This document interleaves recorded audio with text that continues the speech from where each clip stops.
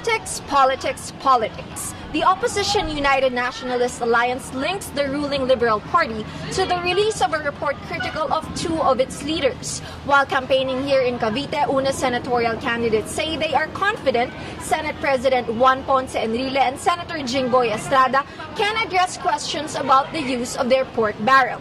But UNA also questions the timing of the release of the report, coming after what it calls a trend of attacks on its leaders with huge endorsement powers. UNA also takes a swipe at the administration, saying had it prioritized the passage of the Freedom of Information Bill, all these questions about the use of pork barrel would have been addressed.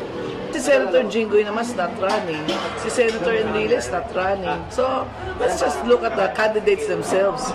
Mahirap naman yun eh. I can also say na yung mga questionable na ginagawa ng Aquino administration, is it fair to say na dapat ipataw ko din yun sa mga kandidatong tumatakbo?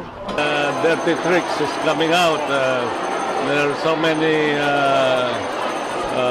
text blasts or text issues that have been centered on Jackie Drille for one, on Mig Subiri.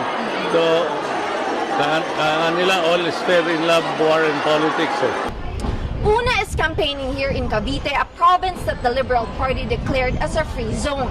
This means that while the LP is allied with the Nacionalista Party in the national level, they are fielding opposing candidates here in Cavite. UNA is banking on the support of personal allies and friends like Governor John Vic Remulla of Lakas. Cavite is one of the most vote-rich provinces in the Philippines with over 1.6 billion voters. UNA's candidates say Cavite's local dynamics will show that voters choose to support candidates not based on party lines but on personal preference and friendship. Ay Macraig, Rappler, Cavite.